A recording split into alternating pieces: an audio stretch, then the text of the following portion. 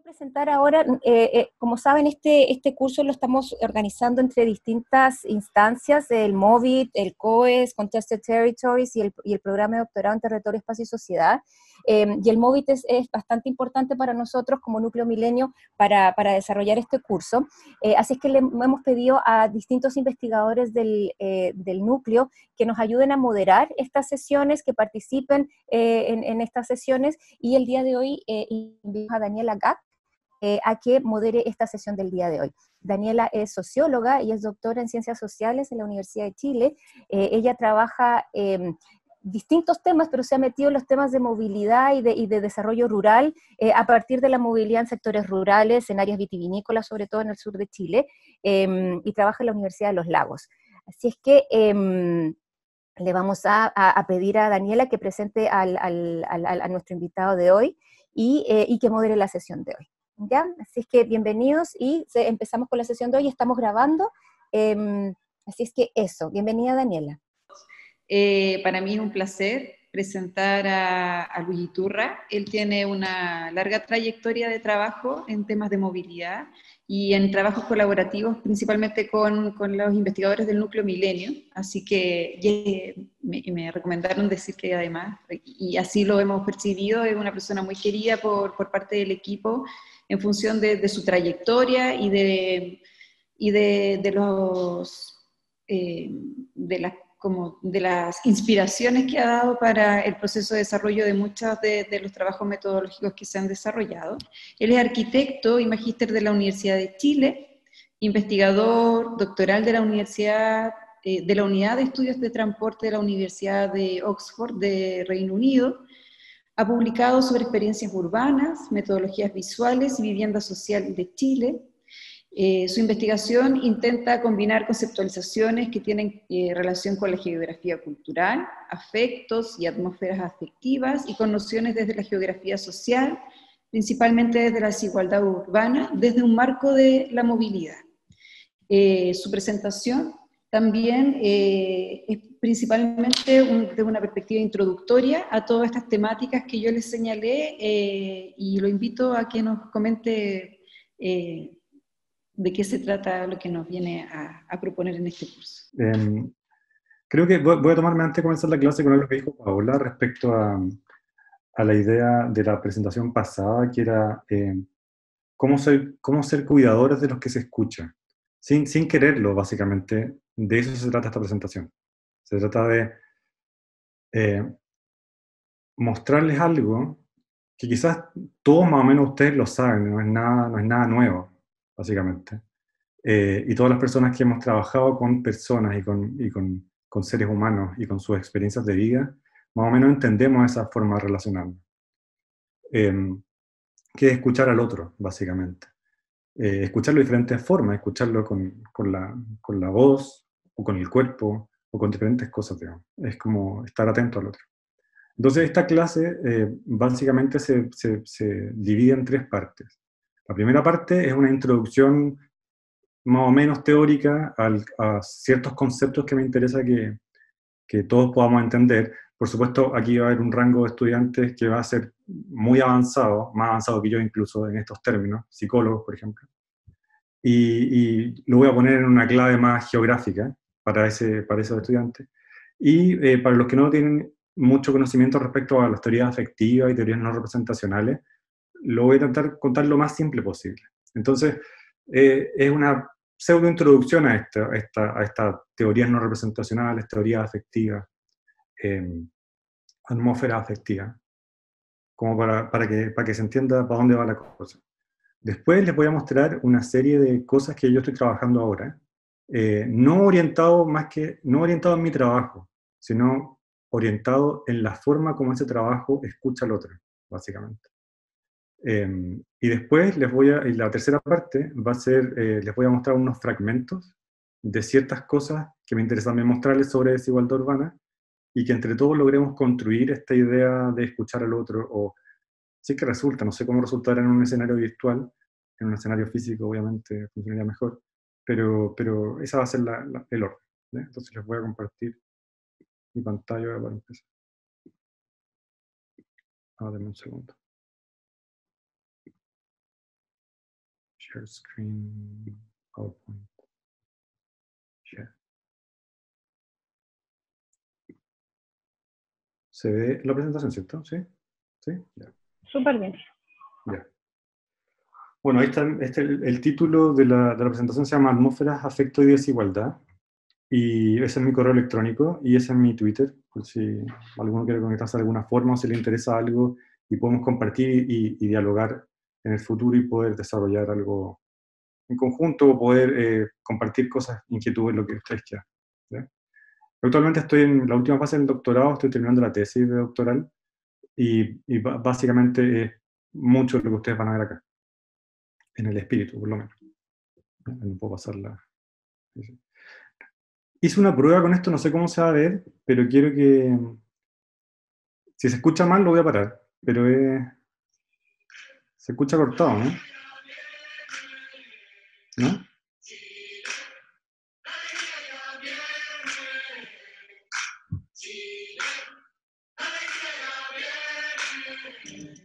Porque diga lo que diga, yo soy libre de pensar, porque siento que es la hora de ganar la libertad.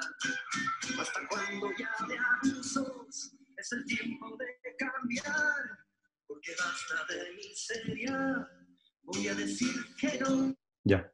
Ese, como muchos, por lo menos los chilenos tienen que más o menos acordarse, los que tienen la edad para acordarse, y si no lo habrán visto en YouTube alguna vez, es la campaña del no, del plebiscito del 88, 1988. Yo era un niño cuando sucedió eso, pero me acuerdo completamente esperar ese momento, la campaña del no, digamos, a la del sí y la del no. Pero cuando el eslogan dice esta idea como de Chile, la alegría ya viene, de eso es lo que me interesa hablarles hoy día. De esta idea de la alegría. ¿Qué es lo que es la alegría en esa conceptualización? ¿Qué es lo que es eso que se supone que iba a alegrar o que no iba a alegrar y que perduró o no perduró en el tiempo? Y cómo se transformó, cómo se fue dialogando. No voy a hablar del plebiscito, sino que es la idea afectiva detrás de la alegría en ese caso. Para los que no conozcan, este es un mapa de Santiago. Un mapa de Santiago. ¿Se ve mi cursor cuando lo muevo o no se ve? ¿Se ve mi cursor? Sí. Ya. Este es un mapa de Santiago. Y está separado por las comunas que votaron sí y las que votaron no. Entonces, el norte está arriba, el sur está abajo, etc. Y estas son las comunas del oriente, que son básicamente Providencia, Las Condes y Vitacura, las que votaron sí, y estas son todas las que votaron no. ¿Ya? Entonces, cuando uno piensa esto, piensa, oye, pero ya, pueden haber habido ciertas cosas, ciertos cambios políticos, ciertas construcciones de élite en ese momento, pero ¿cómo es posible que más de, no sé, una década después, la forma como se articula esa misma respuesta en el plebiscito que tuvimos recientemente, en el rechazo, sea básicamente la misma forma de articulación, digamos? Entonces, la pregunta aquí sería, ¿por qué? ¿Por qué pasa esto? ¿Ya? Entonces, para responder esa pregunta,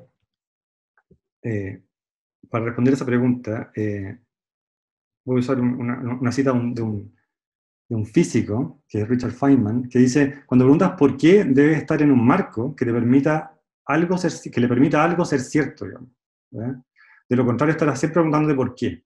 Entonces, si yo pregunto por qué, en esa situación de alegría, ciertas personas votaron que no querían esa alegría, y ahora siguen votando que rechazan, esa construcción afectiva, ¿por qué sucede?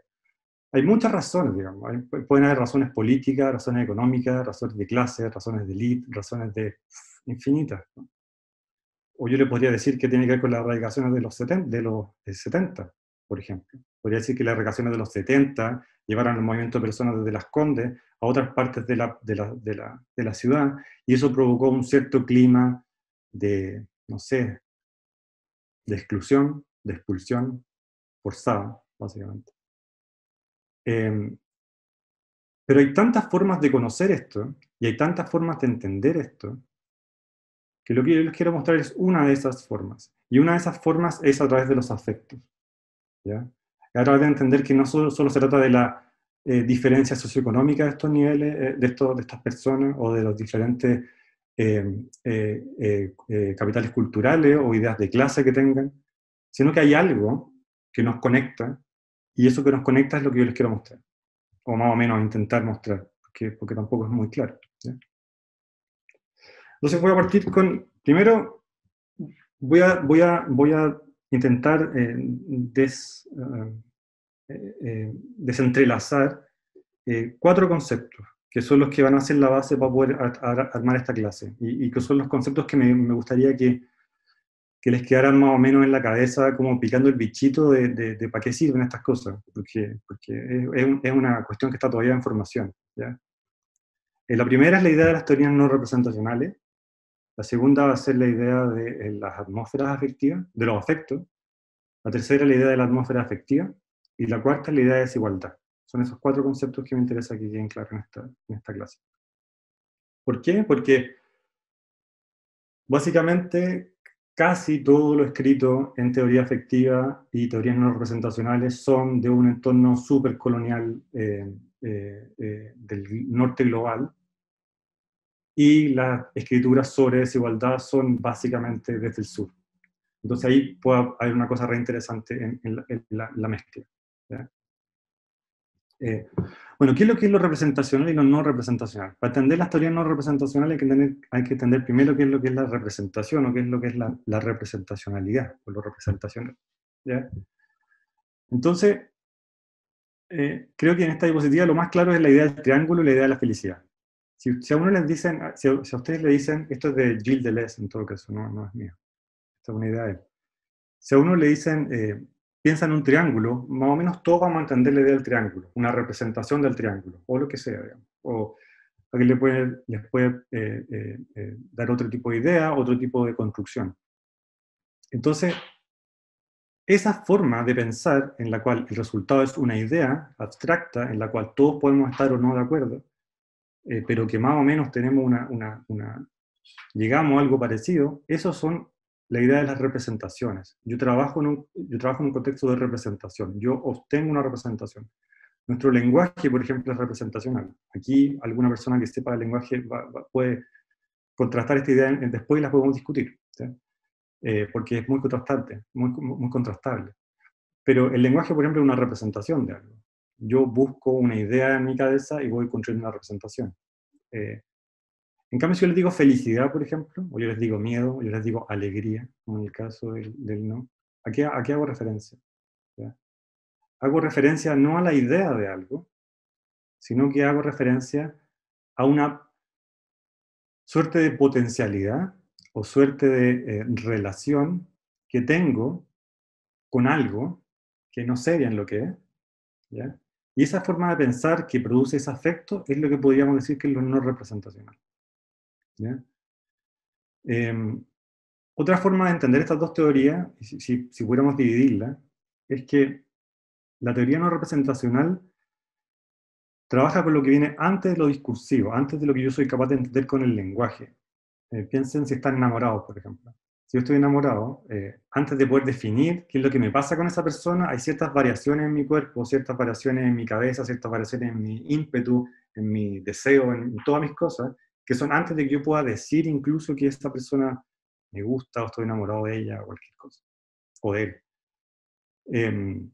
O en el caso del miedo, si un perro me ladra, por ejemplo, antes de que yo pueda entender qué es lo que está sucediendo en mí para producir esa sensación, esa representación del miedo, hay una serie de cosas que están operando.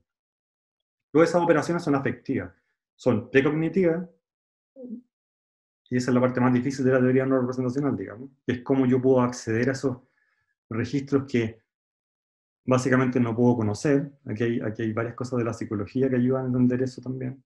Y no verbal, la mayoría de las veces es no verbal, no puedo verbalizar lo que me pasa. ¿Ya? Eso es como una entrada muy simple a la diferencia entre lo representacional y no lo representacional. Pero ¿por qué es importante? Es porque la teoría afectiva se basa en considerar estos entornos de no representación. Y eso es lo que vamos a hablar ahora, y eso vamos a hablar en la clase. A ver, siguiente.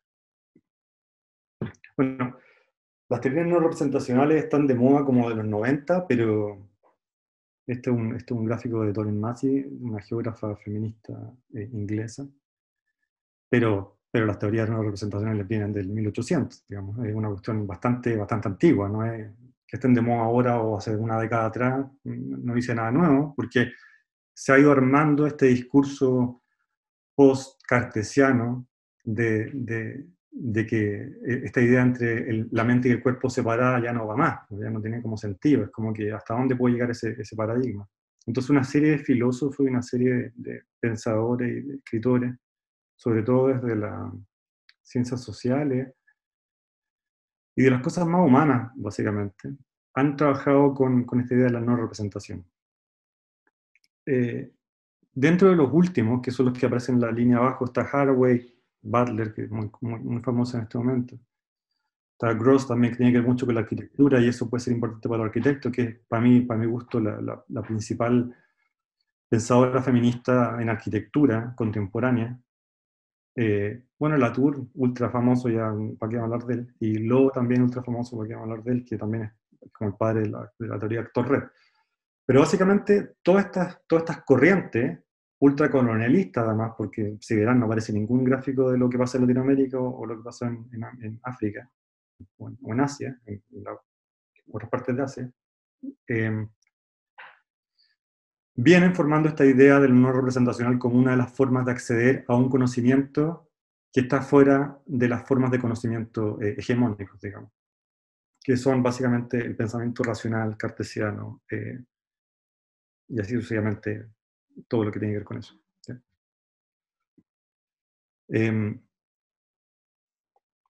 Cuando vemos esta imagen, voy a hablarle de atmósfera ahora.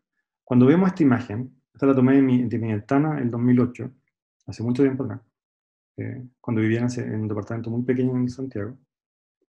Comúnmente cuando asociamos esta idea de atmósferas, la asociamos a estos componentes materiales que tiene la atmósfera. Por ejemplo, estas nubes que pasan por los edificios, ¿ya?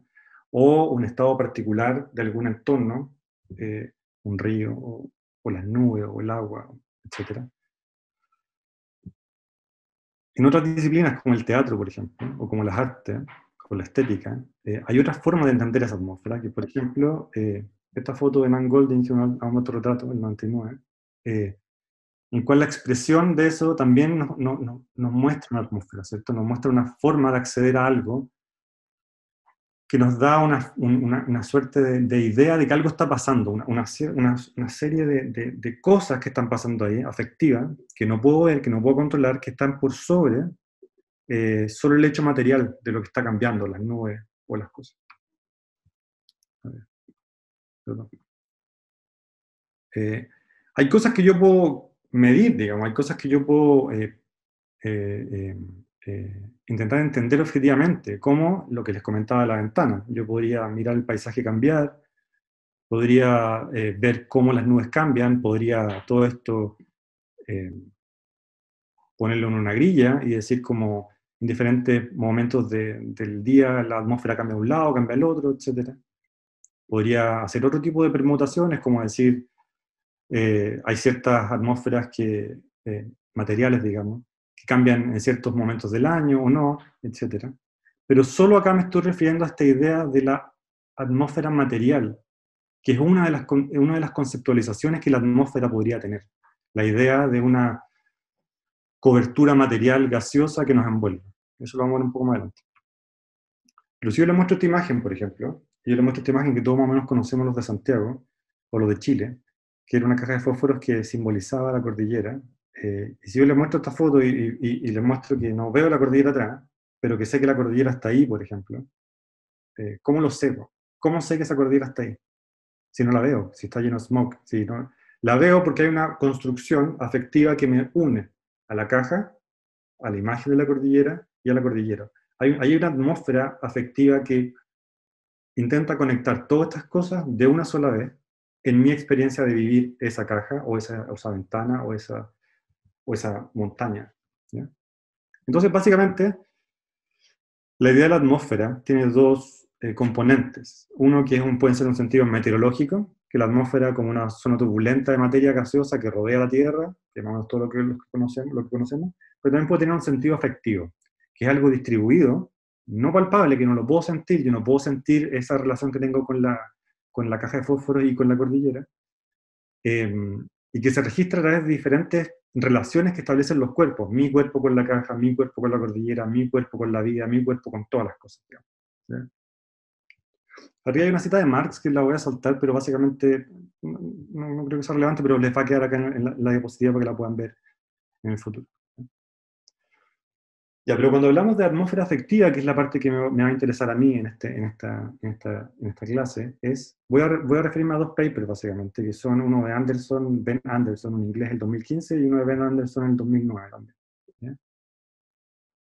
Básicamente, lo central de esto es que las atmósferas afectivas son una forma colectiva de construir una relación afectiva.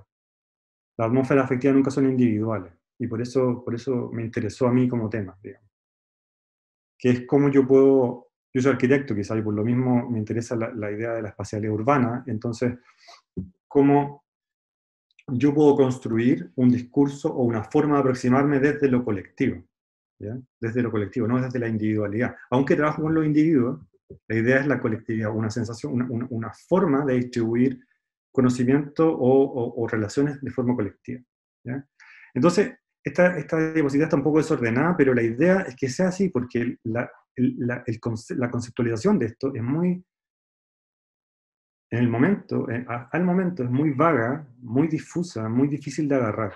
Entonces, en vez de ponerles como lo que es, digamos, les puse una serie de cosas que pareciese que son, digamos. Porque eso nos va a permitir pensar un poco más abierto. ¿Ya? Entonces, por ejemplo, las atmósferas afectivas son, si nos vamos a la primera azul, dice, son un fenómeno en la realidad. No estamos hablando de un fenómeno que es externo, o sea, que es interno, personal, solamente individual, sino que es un fenómeno que se relaciona con la realidad. Pero lo raro es que, aunque es un fenómeno que se relaciona con la realidad, este puede ser o no sentido físicamente en esa realidad. Puedo tener una sensación en mí, pero esa sensación no tiene que ver con las sensaciones típicas que es lo que estamos habituados. Por ejemplo, en el caso que les mostré de la caja de fósforo, yo les mostré la foto y ustedes pudieron sentir algo con eso, no necesariamente tienen contacto material con esta caja en este momento. ¿Ya? Hay una cosa de la realidad, una imagen, pero no hay una relación, en ese caso, de sensación física en el cuerpo, como la nube que les mostraba yo. ¿Ya? En ese sentido, las atmósferas afectivas son estos fondos que compartimos todos, y que son subjetivos, están llenos de emociones, están llenos de sentimientos, y que es una cosa que compartimos todos. Y por eso la idea de la alegría en el video del No era re interesante, porque la idea de la alegría era un fondo compartido para todos los que estaban luchando por esa lucha en ese momento. Así como la anti-alegría también era ese mismo fondo compartido, no estoy poniendo cuál era mejor o peor, claramente era uno mejor, pero ambas tenían esta composición afectiva. ¿Ya? Las atmósferas afectivas también son inciertas, son desordenadas, son cambiantes, y nunca, al parecer, nunca adquieren una forma, no se pueden formalizar. En el momento que uno intenta como formalizarlas, como generar algo, genera otra cosa, digamos, genera como que que las cristaliza. Y eso ha sido explorado, por ejemplo, en el marketing, que nos venden todo súper bien, o en el teatro, que para poder existir el teatro, tiene que generar una atmósfera que la encapsula y tiene que ser capaz de comunicarla. Y también se generan atmósferas afectivas ahí. No son las que yo estoy interesado ahora, pero también se generan atmósferas afectivas ahí. En ese sentido, esas atmósferas pueden interrumpir, perturbar, o pueden perseguir a las personas, los lugares o las cosas. Y eso es interesante porque esta idea de la alegría que les comentaba, pudo haber interrumpido a los que estaban en contra de la alegría, por ejemplo, o pudo haber perturbado, movilizó a ciertas personas a estar a favor de ciertas cosas, o hasta el momento todavía sigamos pensando, oye, pero es que la alegría nunca llegó, ¿cachai? Entonces, esa idea me persigue en el tiempo, después de 12 años, ¿cachai? Yo era un niño. Entonces, todas esas ideas son parte de lo que formó esa atmósfera de alegría, toda esa atmósfera afectiva, ¿ya? Y, como dice abajo, es una forma de experiencia que ocurre antes o en conjunto con una formación subjetiva. Quiere decir que esa idea de la alegría, por ejemplo, volviendo al mismo caso, fue construida, no solo porque alguien dijo que ese era el eslogan, sino que fue construida, mi subjetividad respecto a eso fue construida a medida que esa idea o esa relación afectiva se iba construyendo. Entonces yo soy parte de esa atmósfera, tanto como esa atmósfera me perturba a mí. ¿Ya? En el otro lado, en la parte roja, hay unas citas ahí pequeñitas que dice que básicamente reafirman lo mismo, que es que son reconstruidas a través de prácticas que forman ocasiones, son situaciones que pueden devenir en algo, pero puede que no devengan en algo tampoco. Puede ser que todo esto de la alegría pueda haber llegado a algo, pero puede que no también. Y nadie puede saberlo tampoco. Entonces, eso es lo raro y al mismo tiempo lo interesante de la atmósfera afectiva, que es como que son construcciones afectivas que pueden perdurar, como pueden no perdurar. Un ejemplo interesante de esto, para los que para los que sepan como cuestiones como de finanzas, es la bolsa, las acciones, cómo suben o bajan las acciones. Hay una atmósfera afectiva de cómo el mercado opera a partir de ciertas emocionalidades. Cómo yo pienso que a esta acción le va a ir bien, o cómo a esta acción le va a ir mal, y todo un mercado real se mueve en función de eso. ¿Ya? Las atmósferas en ese sentido pueden ser hechas cuerpo, pueden incorporarse en uno. Aquí hay un ejemplo muy claro de Yi Fu Tuan, un geógrafo, en esta idea de que él habla, en ese caso él habla del sentido del lugar, pero esta idea como de que una persona que vive al lado del mar puede sentir la brisa, va a caminar de una forma distinta, va a moverse de una forma distinta, va a sentir el clima de una forma distinta. Es capaz de hacerlas cuerpo en él. Pueden cambiar su disposición o su forma a través de las nuevas disposiciones de hábitos, memorias y recuerdos, que eso quiere decir que puede irse puede irse modificando o actualizando en la medida que nuevas cosas intentan modificar esta atmósfera afectiva. ¿Ya? Por eso parece re interesante esta idea del rechazo con el voto del sí, contra la alegría, digamos, en la otra.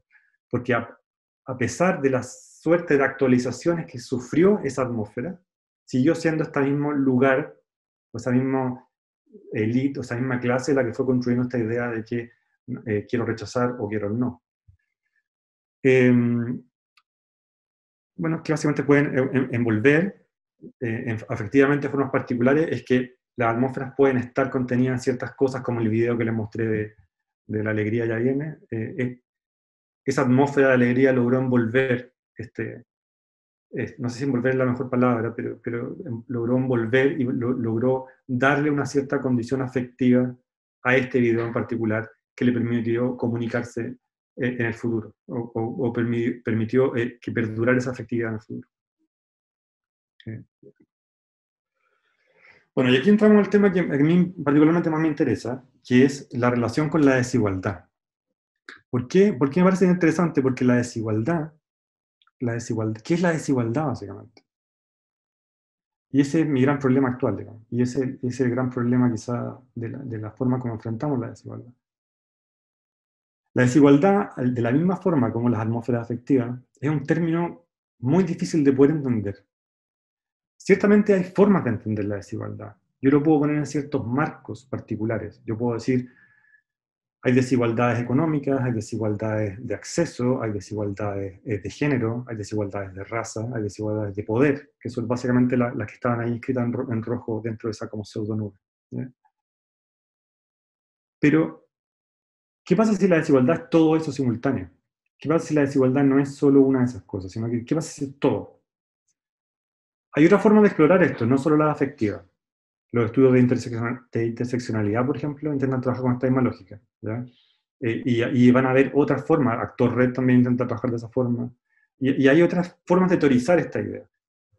Pero para mí, particularmente, quizás porque vengo de la arquitectura y me hacía mucho más sentido esta idea como de lo material, como de lo sensible, la idea de enfrentar este concepto polisémico de la desigualdad a partir de algo que me permitía entender su condición abierta, fluctuante, no estable, me pareció re interesante la idea afectiva, ¿ya? Como afectiva. Entonces, básicamente en esta diapositiva les muestro dos lados de la desigualdad, que cómo podíamos entenderla. Uno es a partir de una idea como distributiva, que es básicamente la forma como se ha visto en Latinoamérica por los últimos, no sé, 500 años, con diferentes variables.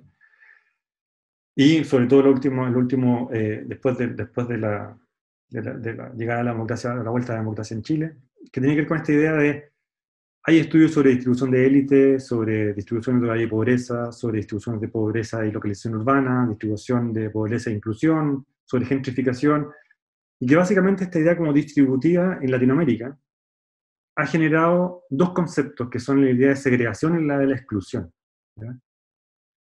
Que me parecen válidos y me parecen completamente pertinentes y han servido para entender casi toda la realidad de la desigualdad en Chile y Latinoamérica por los últimos 30 años. Sin embargo, en la misma Latinoamérica han habido voces, o han empezado a emerger voces, sobre todo desde corrientes más feministas, pero no necesariamente solo feministas, de personas que piensan que la desigualdad, investigadores que piensan y pensamos que la desigualdad es mucho más que esto distributivo, ¿ya? Entonces, ahí puse unos ejemplos de casos, esto es muy amplio y podemos compartirlo después cuando quieran, a partir de un correo o lo que ustedes quieran, pero ahí les puse unas citas. Por ejemplo, Katia Araujo trabaja con relaciones cotidianas entre individuos e instituciones, que es una cuestión súper compleja, por ejemplo, o a partir de jerarquía y abuso, cómo yo puedo entender la desigualdad a partir de la jerarquía y los abusos, que es muy parecido a lo de un informe nuevo, o sea, no tan nuevo, de la CEPAL, que se llama Desiguales, que habla de esta idea como la idea de la desigualdad del trato, por ejemplo, ¿ya? O la idea de la dignidad, por ejemplo, aparece también como una idea de la nueva desigualdad que es más que distributiva. Por ejemplo, ahí también está Araujo, Gallo Méndez y Teltelboim. La flexibilidad laboral, el cuidado, por ejemplo, que Paola y Walter lo han trabajado, y así muchas otras personas, Paola Soto también.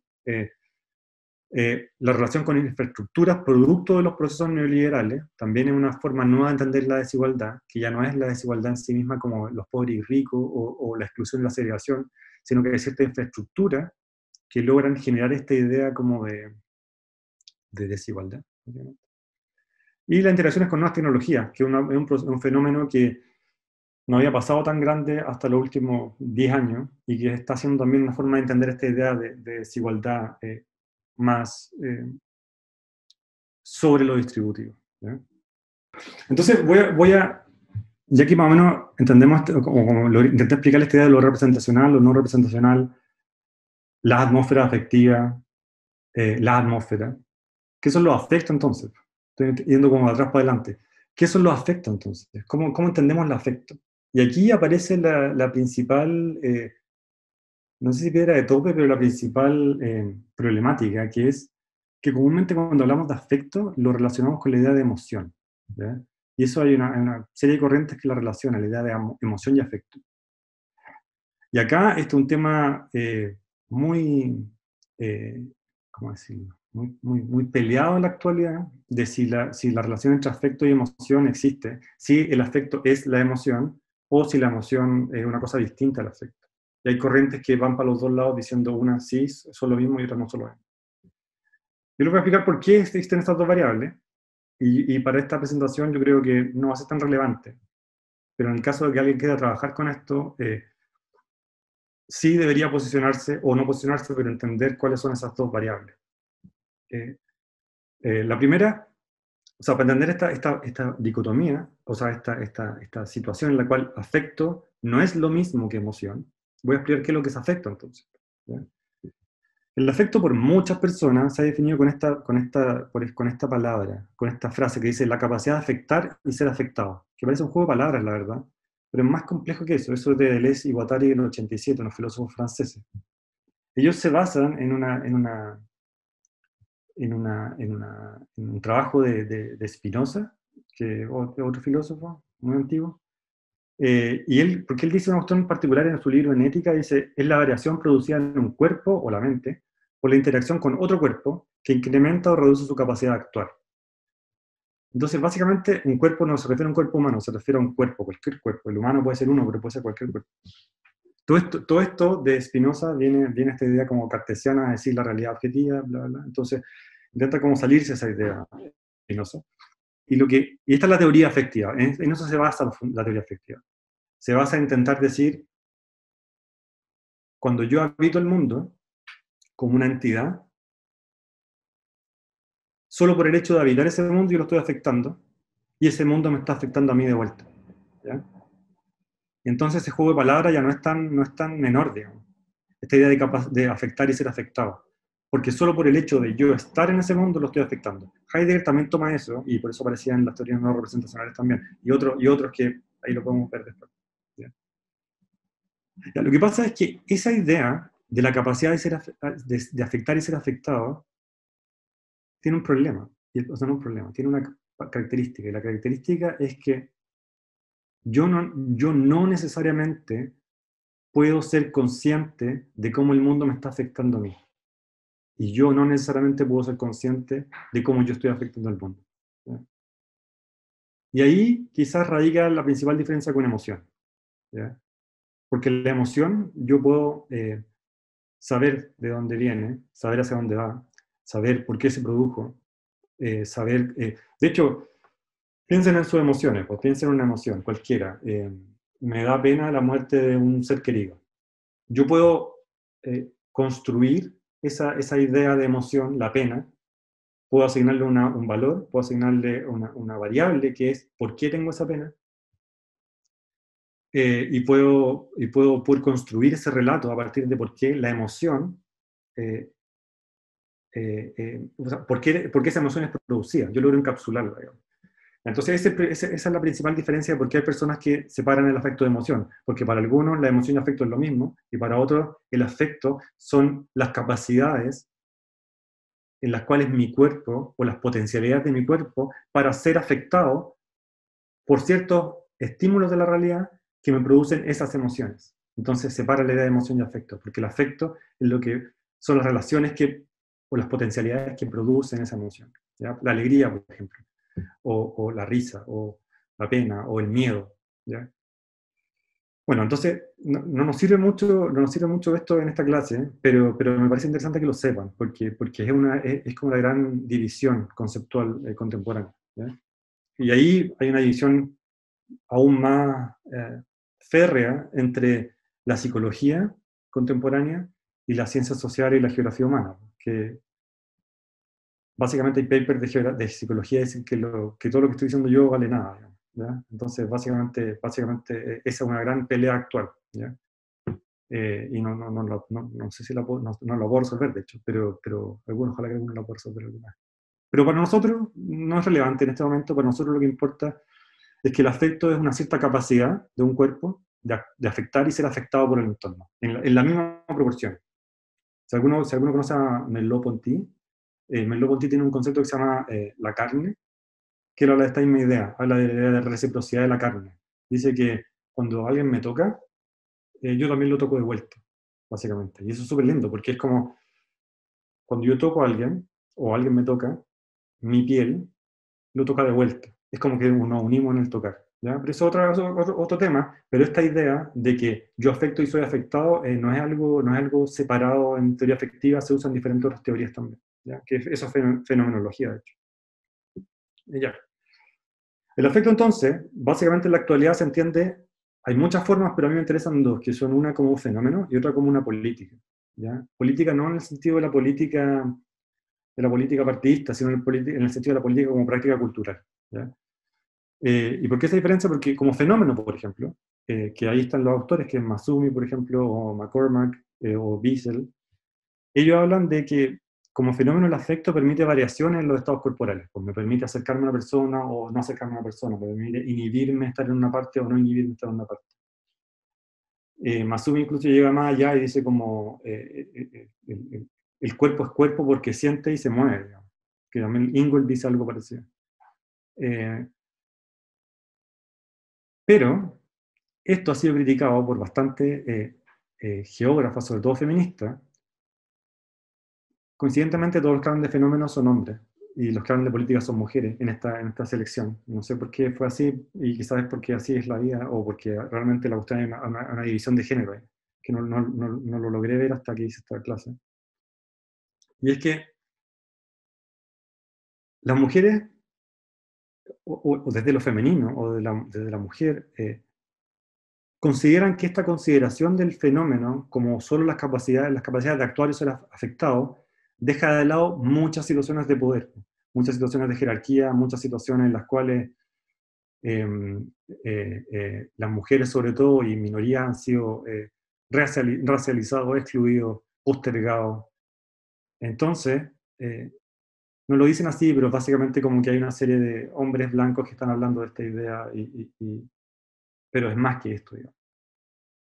Pero yo no desconozco que eso tiene una construcción que me parece interesante, la idea del fenómeno, que es que sí hay situaciones que operan, que puede ser que no dependan de una variable estructural y de género, por ejemplo. Y yo creo que yo dejo la puerta abierta a esa consideración. Pero también me interesa la visión de ella, o de estas pensadoras, que por ejemplo es Lauren Berlant, o Kathleen Stewart, o Sarah Ahmed, que ellas hablan de que, en este caso particularmente Ahmed, por ejemplo, habla de cómo el miedo, el amor, el dolor, etcétera, pueden ser usados para accionar o formar identidades. Eso se usa comúnmente, por ejemplo, en las guerras, o no solo en las guerras físicas, sino cuando tú, en toda esta idea como de la teoría queer también, de cómo, bueno, el típico, los hombres no lloran, por ejemplo. Los hombres no lloran es una construcción política del afecto, digamos. Es como, ¿por qué?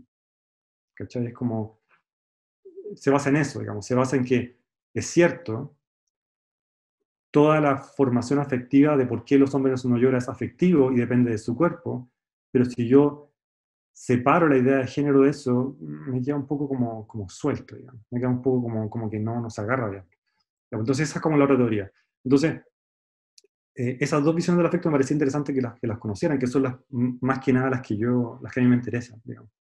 Y así hay otras, por ejemplo, bueno, son tres en todo caso, el afecto como teoría, el afecto como fenómeno y el afecto como política. Pero hay otras formas de teoría que no recuerdo en este momento, pero ahí las podemos compartir después, no hay ningún problema. Sí, ya. Eso. ¿Se entiende más o menos cómo vamos? ¿O se entiende más o menos? Sí, ya. Ya, entonces, aquí viene la parte que les voy a explicar más o menos cómo yo tomo esto del afecto en una de las partes de lo que yo hago, que no es la parte central, o sea, es la parte central de mi investigación, pero no es la parte central de lo empírico de mi investigación, básicamente. ¿Ya? No es lo que yo levanto de la realidad. Pero me acabo de dar cuenta, de hecho me di cuenta cuando hice esta clase ayer, que era central para entender las cosas. Entonces cambié la clase que tenía y preferí hablarles de esto que hablar de lo que tenía, que era más fome. Entonces esto, que les voy a comentar ahora, es cómo yo entiendo esta idea que comentó Paola, del saber escuchar y la relación con lo afectivo y con la idea de desigualdad. ¿Ya? Entonces yo le puse metodologías de empatía, y tiene que ver con la idea de la normalidad, básicamente. La metodología de la empatía ha sido estudiada antes por otras personas, no es nuevo. O más o menos nuevo, pero no tanto. Pero a mí me sucedió, de hecho, y quizás a muchos de ustedes también les sucede, que, y quizás es la idea con la presentación de la clase pasada también, que hay una suerte de, pareciese ser que es más fácil reconocer estas variables afectivas o las variables cómo operan las desigualdades o cómo operan las cosas en un otro que es muy distante, que es una crítica a la etnografía de principio del siglo también, ¿ya? Que es como que parece que la única forma donde yo puedo construir esa exotización y esa forma de aprender a partir del otro, es decir, el otro distante en el que yo tengo que viajar kilómetros, o que tiene una raza distinta a la mía, o que habla un idioma distinto al mío. Bueno, mi gran problema y mi gran pregunta era, pero ¿por qué eso es así? ¿Cachai? Y lo que yo pensaba era, ¿cómo se explora entonces esto en lo cotidiano, en lo que no es exótico, en lo que George Perec dice esto, que dice lo que pasa cuando no pasa nada? ¿Cómo trabajáis en esa lógica? ¿Cómo observas la desigualdad en un entorno donde tú estás inmerso y pareciera que no fuera tan desigual? O sí, o pareciera que es muy desigual. Pero ¿cómo operáis en esa normalidad? Entonces, para eso la teoría afectiva me entregó ciertas herramientas que me permitían conocer ciertas cosas, y una de esas cosas es la idea de empatía. Aquí hay como un disclaimer, hay como una advertencia, que esto yo no sé si lo aprendí en la teoría afectiva o lo aprendí durante toda mi vida antes, digamos, ¿ya? O cómo yo devení en investigador me sirvió para entender esto, o al revés. No sé dónde se divide la idea entre la teoría y lo que yo soy como persona. Entonces, no sé muy bien cómo separarlo para esta clase. Bueno, para ninguna cosa, la verdad. Pero no sé bien cómo separarlo. ¿Ya? Entonces, lo que les voy a mostrar es cómo yo fui generando esta idea como de empatía para poder construir este discurso. Y cuando hablo de la idea de empatía, no voy a hablar de la idea de empatizar con el sentimiento del otro excluido, que es una de las cosas importantes en mi tesis, pero no es lo que me interesa, sino que me interesa acceder a este afecto o esta idea de empatía afectiva que no tiene que ver con la emocionalidad de la afectividad. ¿Ya? Una de las primeras investigaciones que hice fue sacarle fotos a la gente en el metro a la distancia, esto del 2009, y hay un paper sobre esto, si lo puedo compartir también por correo, se lo dejamos en el curso ahí, y que se basa en esta idea como de si ves a una persona desde lejos y le sacáis foto a esa persona, ultra poco ético, digamos, pero en ese momento la ética no estaba muy consciente en mi cabeza, era arquitecto y quizás mi formación no era hacia la ética. Ya saben, los edificios que se construyen, así que la ética no es muy linda en la arquitectura, digamos. Pero esta idea como de sacarle fotos a las personas, saber qué es lo que pasa, imaginarse las historias de esas personas, ¿ya? Imaginarse cómo esa mujer le cuesta subir la escalera, por ejemplo, cómo agarra su bolso. Hay una serie de cosas corporales que ocurren cuando esa mujer sube la escalera, que yo las veo y las observo, porque a mí esa escalera no me cuesta subirla nada. Yo la subo corriendo. Entonces esa cotidianidad, que para mí es una cosa muy sencilla, para esa persona que sube la escalera es casi un martillo. ¿Ya? Y eso lo veo a partir de su cuerpo, a partir de su forma como su cuerpo. Entonces, hay algo ahí, una cuestión material, afectiva material en este caso, como yo veo a esa persona, que me empezó a llamar la atención en cómo se construía esta idea de la desigualdad. ¿Hay una desigualdad ahí? ¿Hay una desigualdad cuando la mujer sube la escalera? ¿Qué desigualdad está operando? ¿Opera que tiene que usar el metro y no tiene auto? ¿Opera que es mujer y yo soy hombre? ¿Opera que ella es mucho más vieja que yo? O menos joven que yo? ¿Opera que puede llevar menos carga? ¿Qué es lo que está funcionando ahí? ¿Ya? Entonces, y esto lo van a ver también en otra clase más adelante con Paola, que va a hablar del sombrero. Eh, eh, yo intenté, en lo que estaba haciendo, era intentar conversar con las personas, saber cómo vivían la desigualdad, cómo experimentaban esa desigualdad mientras la estaban experimentando en la ciudad, de la forma más liviana posible. Y ese es mi equipo de trabajo, digamos. ¿Ya? Es una libreta, mi teléfono, que de hecho es este mismo que tengo acá, y una GoPro, que es la misma que tengo acá. ¿Ya? Entonces, esa era toda la base. ¿Y por qué esa era toda la base? Y aquí empiezan las primeras ideas de la empatía. Es la primera lógica, porque cuando yo quería trabajar con cosas visuales, no sé si han visto estos arneses que se ponen para hacer grabaciones con GoPro, o se ponen los cascos de la cabeza, o diferentes tipos de cosas que son bastante interesantes y bastante como buenos para hacer este tipo de investigaciones. Yo lo deseché desde un principio, porque no sé si a mí me gustaría que alguien me pusiera una cámara encima y yo ir viajando con esa cámara en esa persona. Aquí quiero ser claro en esto. Yo creo que la otra opción tiene otros beneficios. Yo estoy más que nada vendiendo mi posición, porque no creo que se entienda como que estoy criticando a la otra forma de hacer investigación. ¿Sí? Que encuentro que esa otra forma de investigación es válida y tiene beneficios que esta no tiene, como por ejemplo el punto de vista. Pero a mí, dentro de las cosas que uno tenía que privilegiar en todo esto, la idea de la empatía para mí fue clave. Tengo que tener, a ver si lo tengo acá, tengo que tener una cosa que me permita bajarla y guardarla si es que la persona se siente intimidada, si es que la persona no quiere que la estén grabando, o si es que la persona siente que nos están observando. Yo trabajo en el metro, entonces pensarán que cuando uno va en el metro con una cámara siguiendo a gente, obvio que te ven. Entonces, una de las variables para mí fue pensar a ver, yo creo que estas personas me hablan lo más cerca posible de sus afectos, de sus emociones y de su sentir. Dentro de eso tengo que eliminar la variable en la cual se pueden sentir mal mientras yo lo estoy investigando. ¿Ya? La idea de sentirse mal era para mí una cosa crucial. Entonces por eso mi equipo es súper nada, es súper poco. y es súper chico, porque tenía que guardarlo, tenía que ser capaz de desarmarlo si quería en un segundo, para otorgarle a la persona con la que estaba siguiendo la confianza de que ella no iba a ser un ente, una lumbrera dentro del metro. ¿Ya?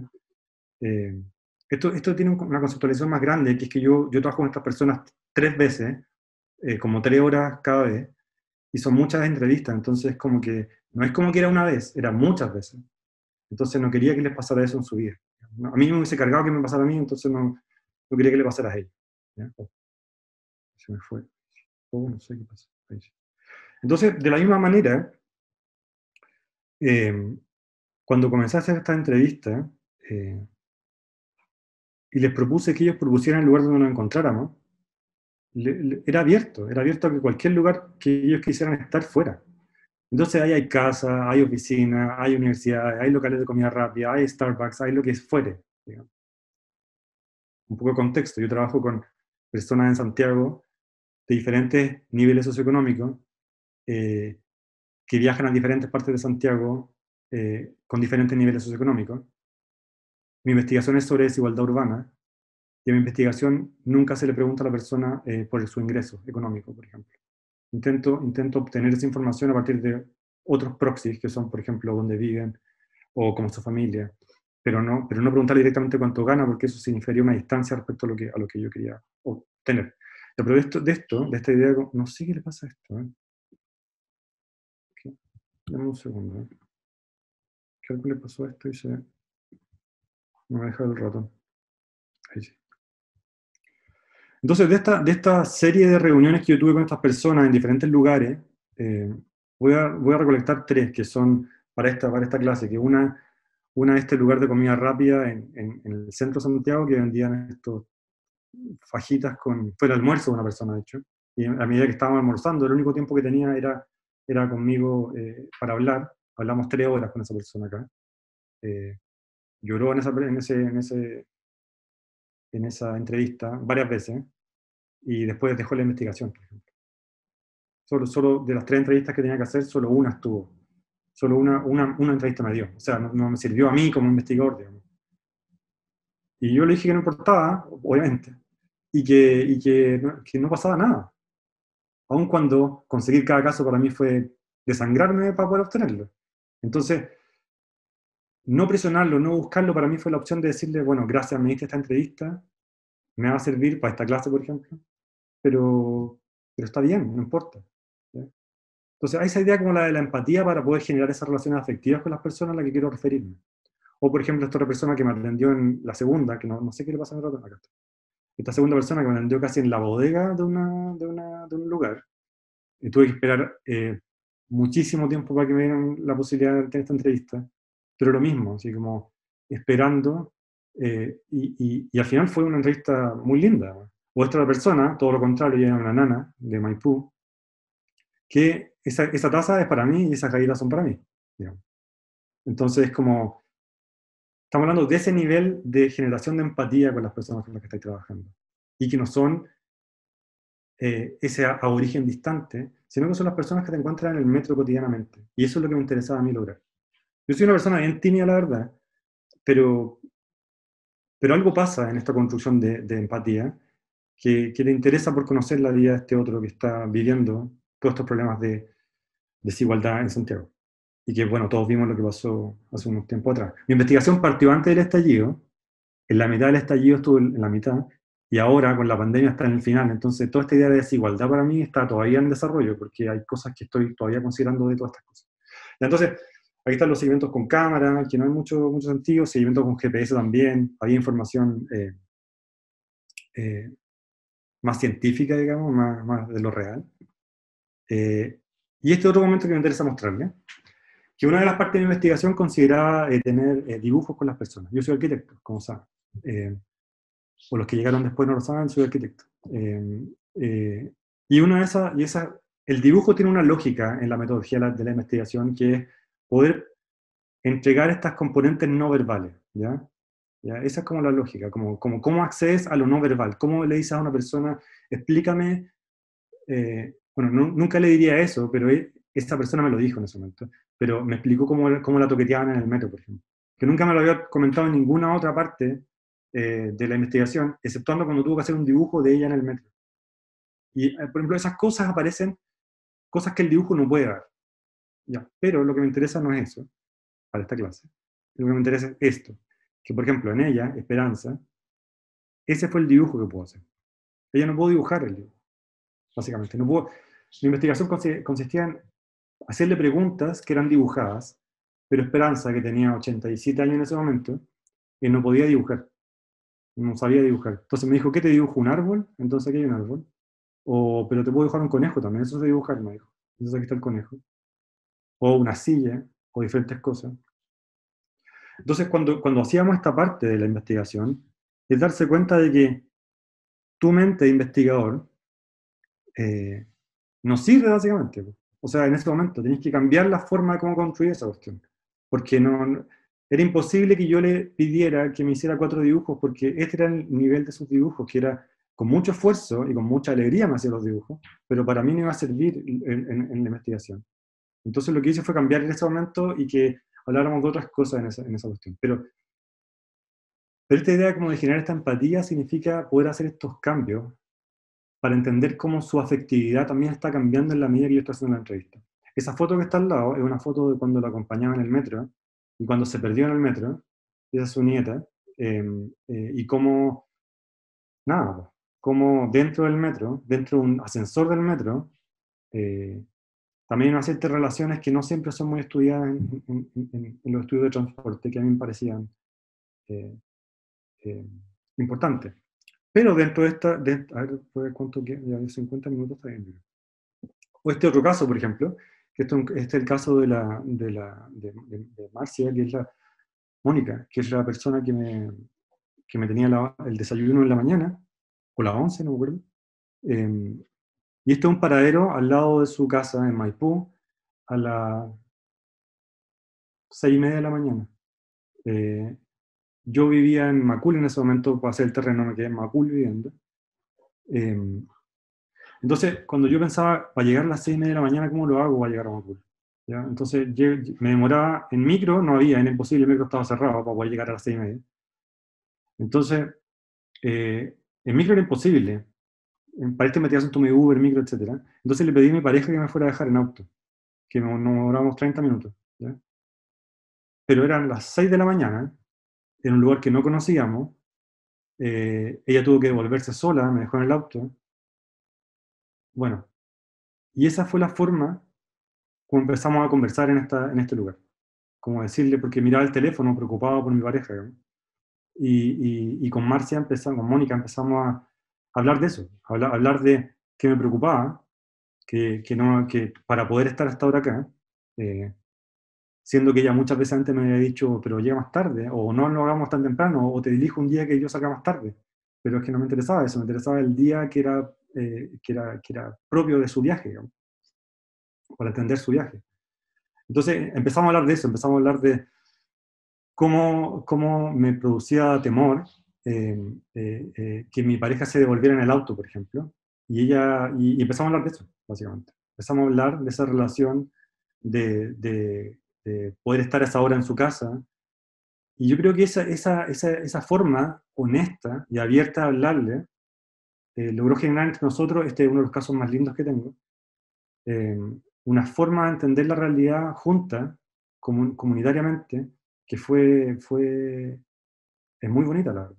Entonces, esa idea del investigador extracorpóreo, que viene de alguna parte a recolectar data, esa es la idea que quiero sacar con esta idea de los afectos. Que para recolectar afectos, hay muchas investigaciones que trabajan con la afectividad desde el recolectar solo data, pero para mí tenía una carga un poco más personal, digamos, ¿ya? Pero también hay otros casos como este, que es una médico que para tomar la micro tenía que correr y yo corrí detrás de ella, por ejemplo, y también es afectivo, digamos. O sea, para poder tomar la micro que ella tomaba, al mismo tiempo que ella la tomaba, o como ella la tomaba, yo corría detrás de ella. ¿Ya? Entonces, no solo, me refiero a que la idea de la empatía no es solo esto de ser empático, respetar los espacios, sino que también la idea de acompañar al otro, seguirlo, intentar ver cómo funciona. Y quizás Paola esto lo va a tocar también en la clase de sombrero, que básicamente el sombrero que hace ella es esto, pues como seguir a las personas y estar muy en conciencia de su propia experiencia. Pero para mí tiene que ver con esta idea como de empatía. ¿Ya? Ya. Esa es la parte como, son las dos primeras partes de la clase, que es la parte de la afectividad o las teorías que fundamentan lo que le estoy contando, y la segunda parte que es como una parte pseudo-metodológica para entender cómo podemos acceder, sin decirles nada cómo se puede acceder, pero más que nada cómo podemos generar este paraguas para poder acceder a esto que me parecía interesante. ¿Sí? Entonces les voy a mostrar un caso para que esto tenga más realidad, más concreto en qué es lo que yo estoy extrayendo de esto. Y me gustaría que este caso después lo pudiéramos discutir. No sé cómo es el sistema, si lo discutimos abierto, con todos los micrófonos abiertos, o por palabra, no sé, ahí lo podemos ver. Pero me interesa mostrar este caso porque este caso particular muestra a lo que yo me refiero cuando hablo de afectividad. ¿Ya? Muestra una de las cosas, una de las variables a las cuales yo intento hacer como presente esta idea de la afectividad. Oh.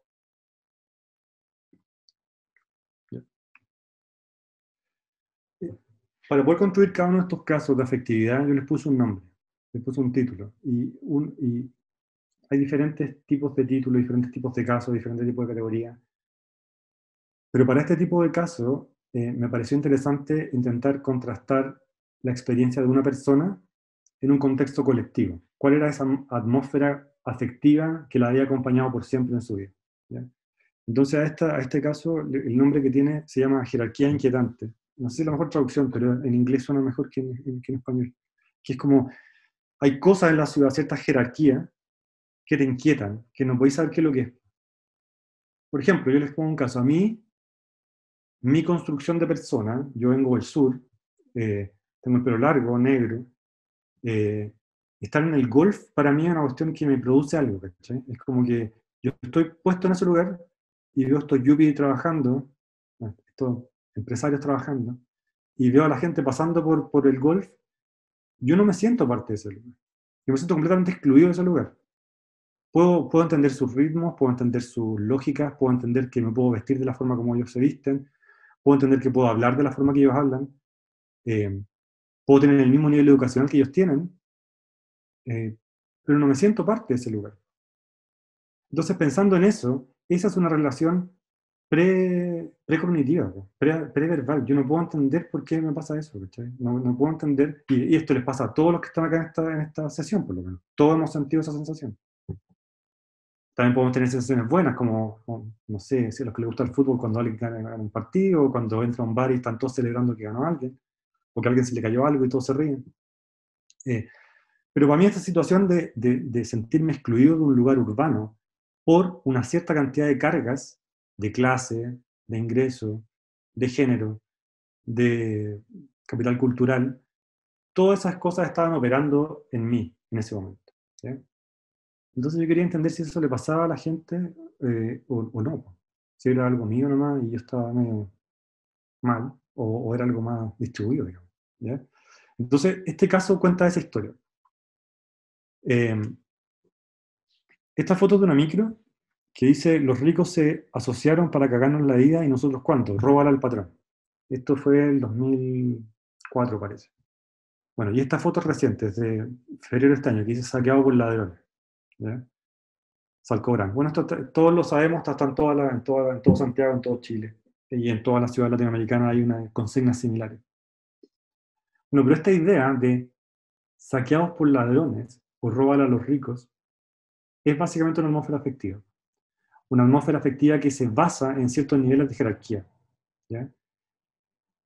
Para poder entender cómo opera esa jerarquía, uno podría usar diferentes variables. Podría usar variables económicas, podría usar variables, seguir las empresas, hacer mapeo de esas empresas que existen, hacer mapeo de cuánto roban, o de cuánto ganan, o de cuánto tienen capitales, paraísos fiscales. Pero mi approach fue, o sea, mi aproximación fue más que nada hablar con una persona a la cual esta situación es que no puede ser lo más odioso que hay en el mundo. Esta situación de que los locos roben plata es para ella una cosa que la ha cargado desde su infancia. ¿ya? Entonces, esa carga, esa jerarquía que le inquieta, viene de su infancia, y les voy a explicar cómo funciona. Entonces, este es el caso que me interesa, no sé, discutirlo, o ahí lo vemos. Pero ella es una ejecutiva de Santiago, de un alto nivel socioeconómico, vive en Las Condes, de hecho, y trabaja en una comuna en el poniente de Santiago. Pero ella creció en Chuquicamata, ¿ya? Y en Chuquicamata, ella me contaba que trabajaban las personas trabajan como por niveles, tienen diferentes niveles, nivel 1, nivel 2, nivel 3, o nivel A, B, C, que llaman nombre, y que básicamente los nivel A son los ejecutivos top, y los nivel C son los más bajos, ¿ya? Y Chuquicamata está ordenada en esa construcción de realidad, ¿ya? Bueno, su padre estaba en nivel más alto, era una hija de una ejecutiva, pero su padre tenía una pseudo conciencia de que no quería eso para su hija, entonces la manda a otro colegio, a un colegio en Calama, ¿ya? Entonces, bueno, Rosario aquí me explica su viaje a Calama en los dibujos que les comentaba. Bueno, tampoco el nivel de dibujo es mucho mejor que el otro, pero este por lo menos puede establecer una respuesta más larga, digamos, una historia más larga, ¿ya? Entonces, ella me cuenta que la mueven a Calama porque su papá no quería que tuviera esta educación tan de élite, digamos. Pero resulta que cuando llega a Calama, las niñas, que eran las compañeras de su curso, le dicen, ¿pero qué haces acá? ¿Cachai? ¿Por qué estás acá? ¿Por qué estás acá si tú eres de la élite de Chuquicamata? ¿Qué hacías acá?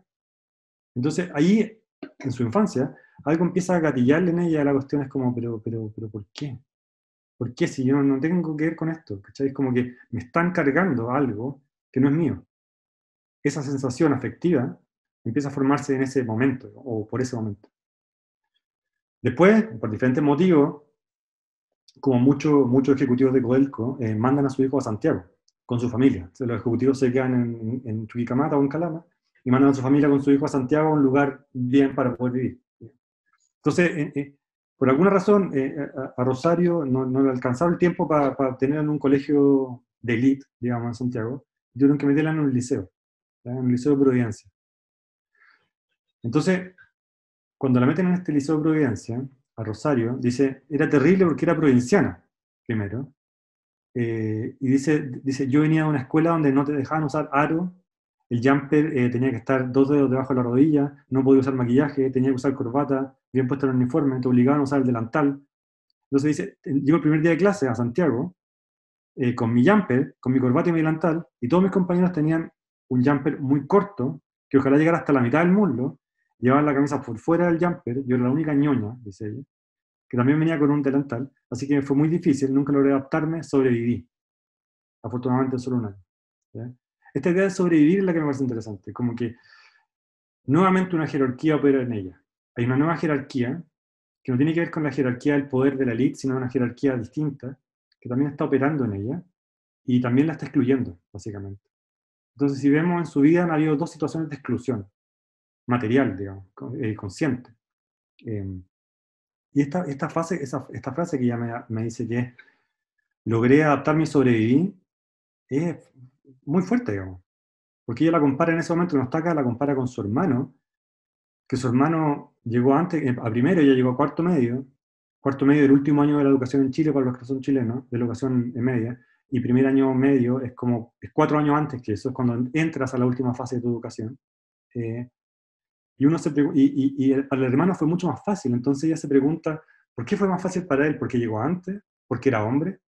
Que no está acá, pero entonces esa idea de sobrevivir, también una relación afectiva con esta construcción de identidad, del caso de Rosario.